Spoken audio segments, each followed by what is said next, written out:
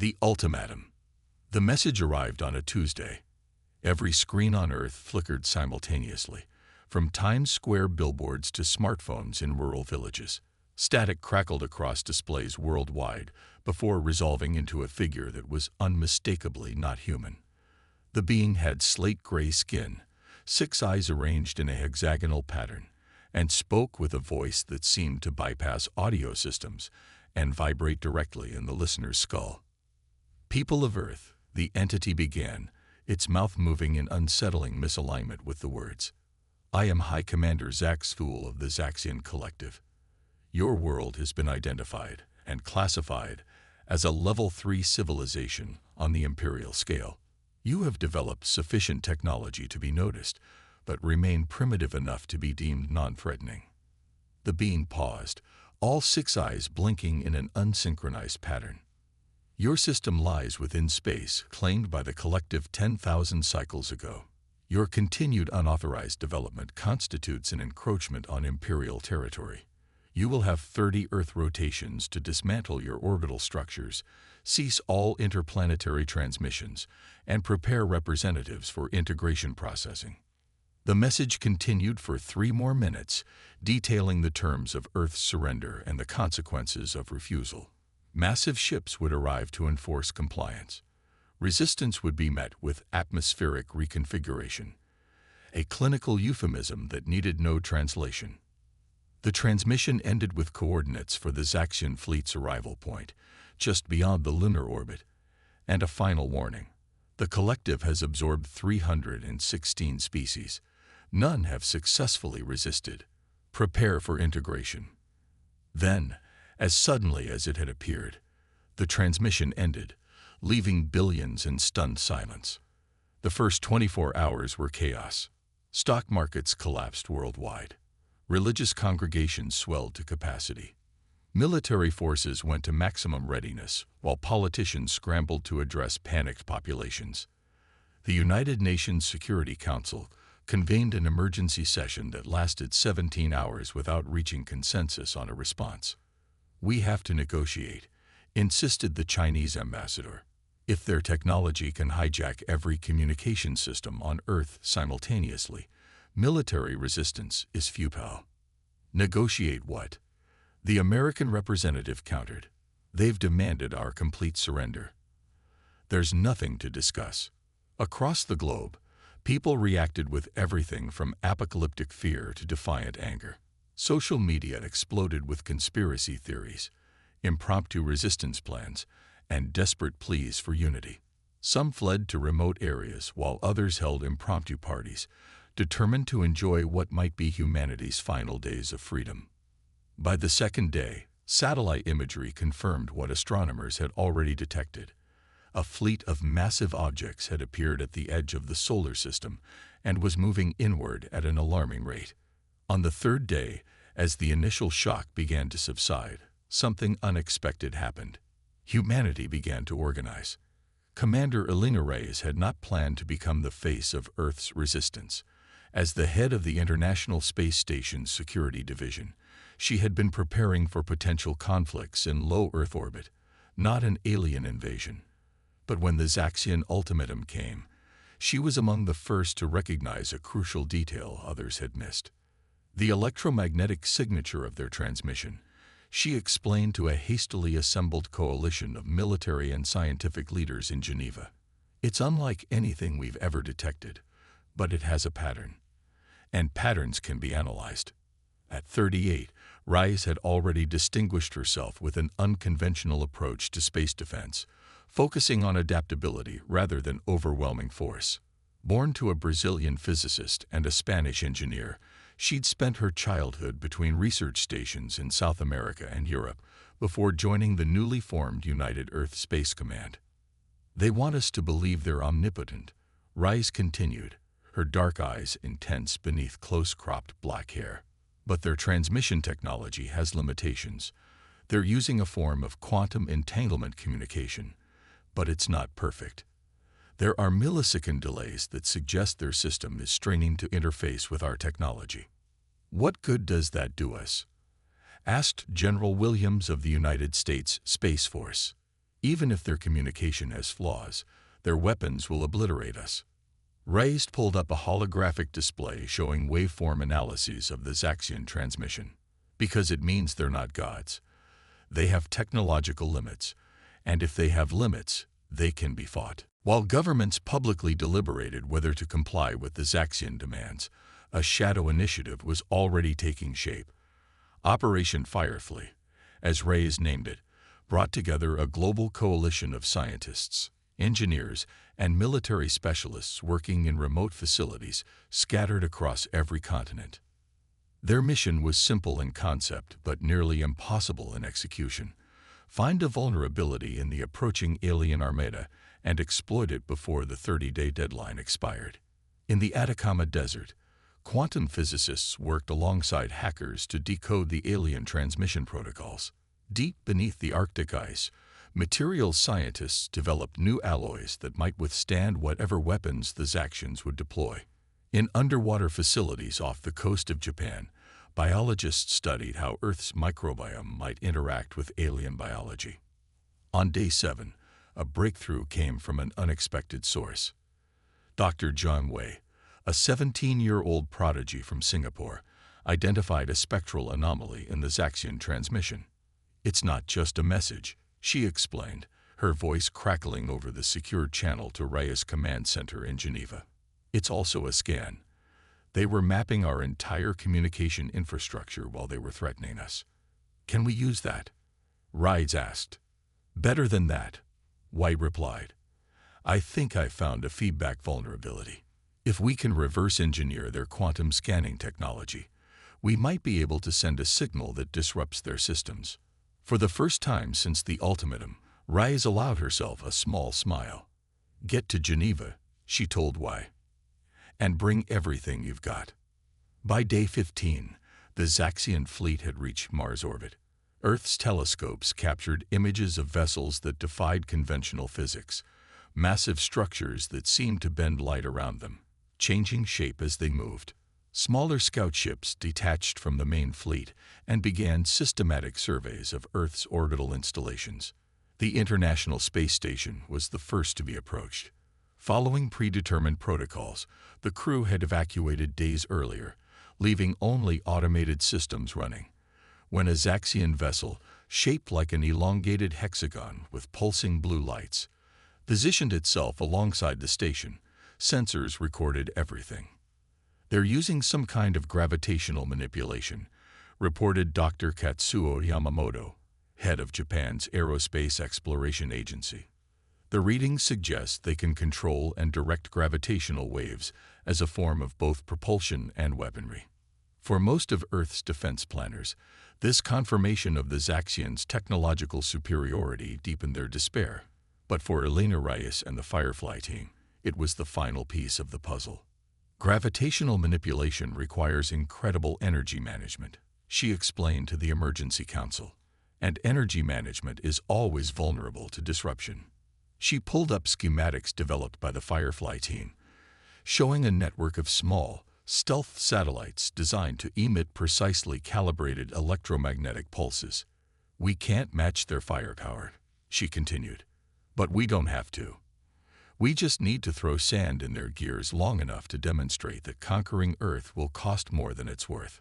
"You're suggesting we bluff an interstellar empire?" asked the Russian representative incredulously. "No," Reyes replied, her expression deadly serious. "I'm suggesting we make them recalculate the cost-benefit analysis of subjugating humanity. We show them we're not just another species to be absorbed. We're something they've never encountered before." The plan was approved with just 12 days remaining before the deadline. The deployment of the countermeasure network was a marvel of global cooperation, using stealth technology developed for military satellites, coupled with launch systems from every spacefaring nation. Earth positioned 216 small devices in a complex three-dimensional grid extending from low Earth orbit to just beyond the Moon. Each device contained quantum entanglement technology reverse-engineered from the Zaxian transmission, designed to create a cascading disruption in the aliens' gravitational control systems. The theory was sound, but untested. a desperate gamble with humanity's future at stake. On day 28, with just 48 hours before the ultimatum expired, the Zaxian command ship moved into position just beyond lunar orbit. Larger than anything humans had ever built in space, it resembled a metallic snowflake with a glowing core, its surface rippling with colors that human eyes struggle to process. A new transmission began, repeating the ultimatum and confirming that integration processing would commence in exactly 48 hours. Earth's governmental response, crafted by committee and deliberately vague, requested clarification and additional time. It was summarily rejected. "The collective does not negotiate with pre-integration species," came the reply. "Prepare for the inevitable." In her command center beneath Lake Geneva, Commander Rice watched the final preparations for Operation Firefly. The quantum disruption network was in place. Earth's remaining military satellites had been repositioned as backups. Every available resource had been committed to the plan. "Status report," she demanded, her voice steady despite the weight of billions of lives resting on her shoulders. "Network primed and ready," reported Dr. Wei, who had become Raya's chief scientific advisor. "Quantum resonance aligned. We can activate on your command." Rice took a deep breath, looking around at the faces of humans from every continent, united in this last, desperate stand. "Humanity doesn't surrender," she said simply. "Activate Firefly." The counterattack. The effect was not immediately visible. No explosions lit up space. No Zaxian ships fell from the sky. For 17 agonizing seconds, nothing seemed to happen at all. In command centers around the world, breaths were held and prayers whispered. Then the data began to stream in. The quantum disruption network had activated precisely as designed, sending carefully calibrated pulses through the same channels the Zaxians had used for their transmissions. These pulses created cascading interference patterns in the aliens' gravitational control systems, the equivalent of throwing sand into finely tuned machinery. On the main view screen, Rise watched as the massive Zaxian command ship suddenly shuddered. Its smooth, controlled movement faltered. The rippling colors on its surface flickered erratically. Smaller vessels surrounding it began to drift out of formation, their own systems affected by the disruption. "It's working," breathed Dr. Wei, her eyes wide. "They're experiencing a system-wide cascade failure." "Don't celebrate yet," Rice cautioned. "This is just phase 1. Indeed, the Zaxian response came swiftly. The affected vessels began emergency countermeasures, their surfaces emitting pulses of energy that seemed designed to stabilize their gravitational fields. Several smaller ships managed to recover quickly, resuming normal operations. But the command ship continued to struggle, its massive size making it more vulnerable to the disruptive effects. And that vulnerability was exactly what Operation Firefly had been counting on. "Phase 2, ordered Rias. Across Earth, massive radio telescopes that had been modified for the operation began broadcasting on frequencies matching the resonant patterns of the Zaxian systems. This wasn't an attack in the conventional sense. Earth had no weapons that could reach the alien fleet, but rather an amplification of the disruption already in progress. The effect was dramatic. The Zaxian command ship's movements became increasingly erratic. Several smaller vessels that had recovered suddenly lost control again. One collided with another, sending both spinning away from the main fleet. And then, unexpectedly, the Zaxians fired back. The weapon was like nothing humanity had ever witnessed. A beam of concentrated energy, tinged with an impossible purple light, lanced from the command ship toward Earth. For a terrifying moment, everyone in the Geneva Command Center believed they had miscalculated catastrophically. But the beam never reached its target. The gravitational disruption had affected the Zaxians' targeting systems as well, sending the energy burst harmlessly into space, missing Earth by thousands of kilometers. "They're shooting blind," Rise realized. "Their precision systems are compromised." A flurry of activity erupted among the Zaxian fleet. More energy beams fired, all missing their marks by wide margins. Smaller vessels attempted to regroup, but their formation was in disarray. And then something truly unexpected happened. A new transmission arrived, on the same channels as before, but with a markedly different tone. "Cease your interference," demanded High Commander Zax Thule, his multiple eyes blinking rapidly in what human observers interpreted as agitation. "This violation of collective protocols will not be tolerated." Reyes exchanged glances with the UN Secretary-General, who had joined the command center hours earlier. With a nod from the world's highest diplomatic authority, she opened a direct channel to respond. "This is Commander Elena Reyes of Earth," she stated firmly. "We will cease our defensive measures when you withdraw your forces and acknowledge our sovereignty. Earth is not yours to claim." There was a pause, longer than any previous communication delay. "Impossible," came the eventual response. "No Level 3 civilization possesses quantum interference technology. You have been misclassified." Reyes allowed herself a small smile. "Perhaps your classification system is flawed, Commander Zax Thule. Humanity may not have your level of technological advancement in all areas, but we adapt quickly." Another pause then. "Explain your capabilities." And with that simple request, the nature of the encounter fundamentally changed. From ultimatum to dialogue. From subjugation to negotiation. The discussions that followed revealed much about both species. The Zaxian collective, it emerged, had indeed conquered hundreds of worlds, but their method was more complex than simple domination. They categorized species according to technological development, cultural cohesion, and resistance capability. Level 3 civilizations like Earth were typically absorbed with minimal resistance, their populations redistributed throughout the collective for labor and resource extraction. But the Zaxians had never encountered a species that could reverse engineer their technology so quickly or mount such an effective asymmetric defense. "Your disruptive capability is concerning," admitted Zax Thule in what had become a regular exchange. "The collective's risk assessment protocols require revaluation." "We call it ingenuity," Reyes replied. "It's perhaps humanity's greatest strength." As the discussions continued, Earth's scientists worked feverishly to understand as much as possible about Zaxian technology.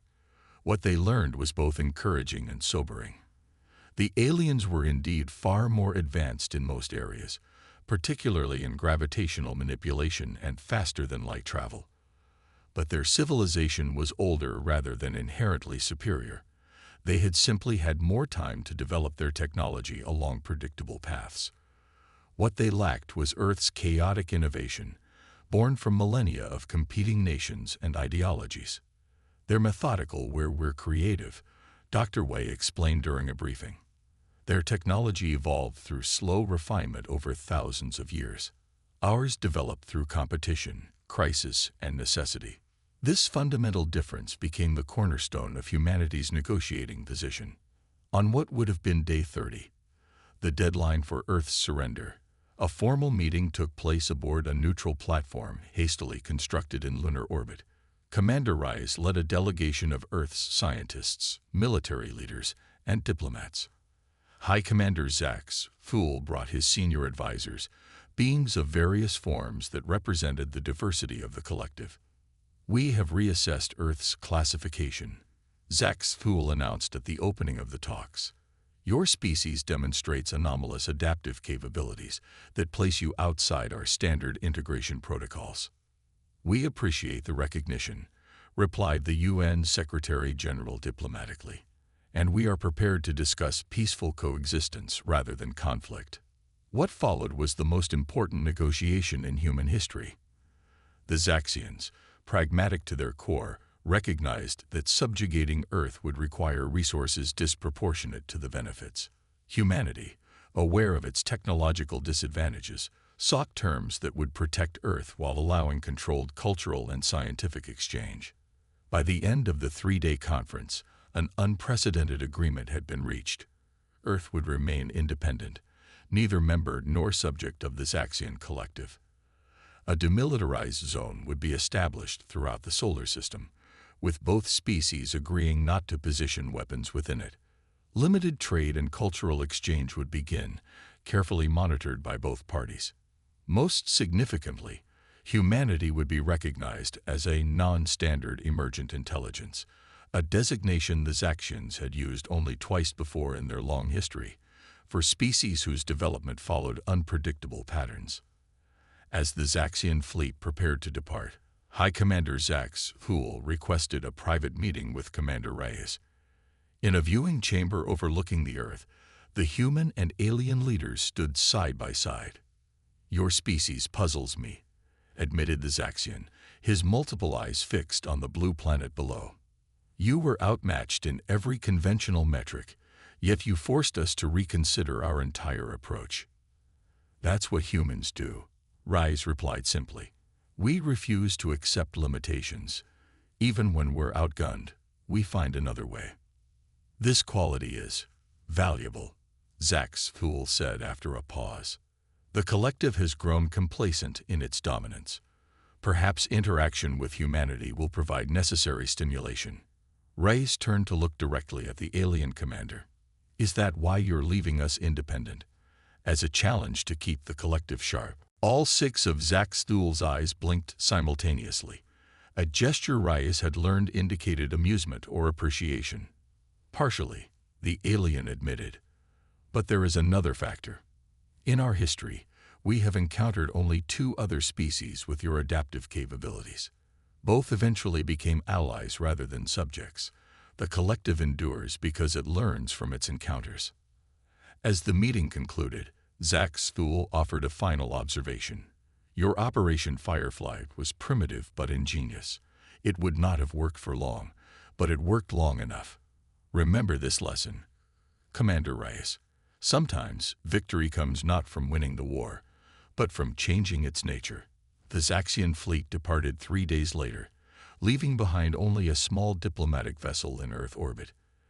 As the massive ships accelerated toward the edge of the solar system, humanity began the process of adjusting to its new reality. Earth was no longer alone in the universe. More importantly, it had earned something few emerging species ever achieved: respect. In the years that followed, humanity's development accelerated dramatically. Limited access to Zaxian technology sparked innovations across every field, from medicine to energy production.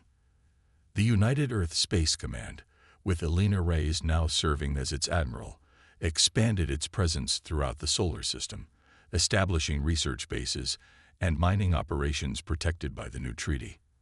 But perhaps the most profound change was psychological.